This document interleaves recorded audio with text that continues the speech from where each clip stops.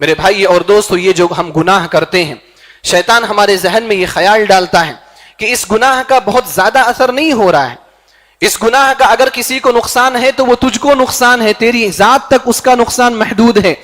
لیکن میرے بھائی اور دوستو، ایسا نہیں ہوتا.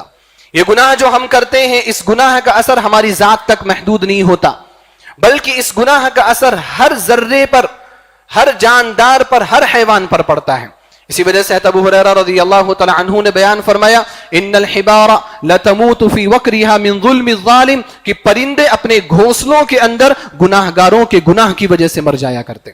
اللہ سبحانہ و تعالی گناہوں کی وجہ سے بارش کو روک لیتا ہے، اللہ سبحانہ و تعالی گناہوں کی وجہ سے اناج کو روک لیتا ہے، غلوں کو روک لیتا ہے، بھوک مری کا ماحول پیدا ہو جاتا ہے، لوگ پیاس کی وجہ سے مرنے لگ جاتے ہیں، اور گناہ کی وجہ سے انسان جانوروں کی موت بھی گناہوں کی وجہ سے ہو جاتی. یہ گناہوں کا اثر ہماری ذات تک محدود نہیں رہتا، یہ ہماری خام خیالی ہے، یہ تلبیس ابلیس ہے، یہ شیطان ہمیں دھوکے میں رکھ رہا ہے، بلکہ اس گناہ کا اثر بہت زیادہ ہوتا ہے. حتیٰ کہ مسند احمد کی روایت ہے، اللہ کے رسول صلی اللہ علیہ وسلم نے فرمایا، یہ حجر اسود جس کو ہم بلیک سٹون بولتے ہیں، جس کو ہم کالا پتھر بولتے ہیں، یہ جب اترا تھا جنت سے تو یہ ایسا نہیں تھا جیسا ہم دیکھتے ہیں. اللہ کے رسول صلی اللہ علیہ وسلم نے فرمایا، سودتہ خطایا اہل الشرک، مشرکوں کے گناہوں نے اس پتھر کو کالا بنا دیا. آپ دیکھیں کہ گناہوں کا اثر پتھروں پر بھی ہو رہا ہے، جن پتھروں پر عام چیزوں کا اثر ظاہر نہیں ہوتا. ہمیں لگتا ہے کہ یہ بے جان ہے، اور واقعی وہ بے جان ہے، لیکن ہمارے گناہوں کا اثر ان چیزوں پر بھی پڑتا ہے.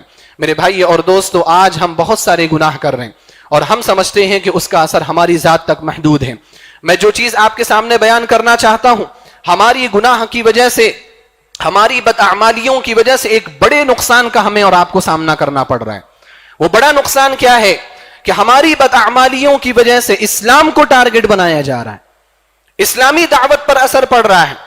لوگوں کے گناہ کی وجہ سے، لوگوں کی کمزوریوں کی وجہ سے، لوگوں کی غلطیوں کی وجہ سے، مسلمانوں کی خامیوں کی وجہ سے لوگ اسلام پر سوال اٹھا رہے ہیں.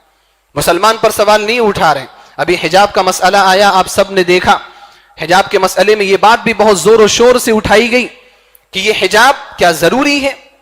حجاب کی مشروعیت پر سوال اٹھایا گیا. حجاب کے بارے میں یہ کہا گیا کہ قرآن کریم میں اس کا صریح ذکر موجود نہیں ہے.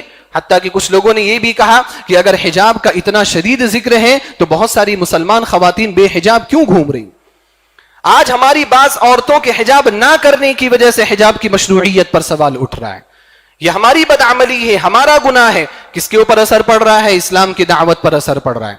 آپ دیکھیں، ہم میں سے بعض نوجوان داڑھی نہیں رکھتے، ان کے داڑھی نہ رکھنے کی وجہ سے داڑھی کی مشروعیت پر سوال اٹھایا جا رہا ہے. کیا داڑھی رکھنا ضروری ہے؟ کیا داڑھی رکھنا فرض ہے؟ اگر فرض ہے تو وہ فلاں بھائی، وہ بھی تو مسلمان ہے، وہ بھی تو عبداللہ ہے، وہ بھی عبد الرحمن ہے، وہ داڑھی تو نہیں رکھے ہوئے، آپ کو داڑھی رکھنا ضروری کیوں ہے؟ یہ سوال مسلمانوں کی جانب سے بھی ہے، مسلم گھرانوں کی جانب سے بھی ہے، اور غیر مسلم گھرانوں کی جانب سے بھی ہے. آج ہماری بدعملی کی وجہ سے ہماری نمازوں پر بھی سوال اٹھ رہے ہیں. آپ دیکھیں، بہت سارے ہمارے بھائی ایسے ہیں جو اسلام قبول کرتے ہیں، غیر مسلم گھرانوں سے آتے ہیں. جب وہ نمازوں کی پابندی کرتے ہیں، اپنے گھروں میں نماز کی پابندی کرتے ہیں، باہر نکل کر کے مسجد میں جا کر کے 5 وقتہ نمازوں کی پابندی کرنے کی کوشش کرتے ہیں، ان کے گھر والوں کی جانب سے ایک سوال آتا ہے، کیا نماز پڑھنا اتنا ضروری ہے کہ آپ گھر کے اندر بھی نماز پڑھ رہے ہیں، آپ باہر نکل جا رہے ہیں، آپ چھٹیاں لے رہے ہیں نماز پڑھنے کے لیے، کیا نماز پڑھنا اتنا ضروری ہے؟ اگر اتنا ہی ضروری ہے تو فرسٹ فلور پہ یا سیکنڈ فلور پہ فلاں مسلم فیملی بھی تو رہتی، وہ تو نماز پڑھنے نہیں جاتے. ہماری بدعملی کی وجہ سے نماز پر بھی سوال اٹھائے جا رہے ہیں. میرے بھائی اور دوستو، اگر ہم نے ہوش کے ناخن نہ لیے، اگر ہم نے ابھی ذرہ برابر بھی غور و فکر نہیں کیا، ہم نے کچھ اقدام نہیں کیے، تو وہ دن دور نہیں ہے کہ ہماری مسجدوں پر بھی سوال اٹھائے جائیں گے کہ مسجدوں پر اتنے پیسے کیوں خرچ کیے جا رہے ہیں؟ نماز پڑھنے والے تو 15-20 لوگ ہیں، آپ کروڑوں روپے مسجد کے پیچھے لگا دے رہے ہیں. آپ ایک بڑی پراپرٹی، ایک زمین کا بڑا حصہ آپ مسجد کے پیچھے لگا دیتے ہیں، آپ کے یہاں تو نماز پڑھنے والے ہی نہیں ہے، کیا فائدہ ہے اتنے خرچ کا؟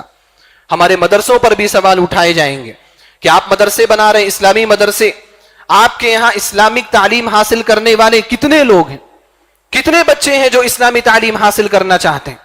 آپ 2%, 3%, 4% بچوں کے لیے اتنا زیادہ خرچ کیوں کر رہے ہیں؟ آپ حکومت کی، آپ ملک کی جائیداد کو نقصان پہنچا رہے ہیں. اس طرح کے سوالات بھی اٹھ سکتے ہیں.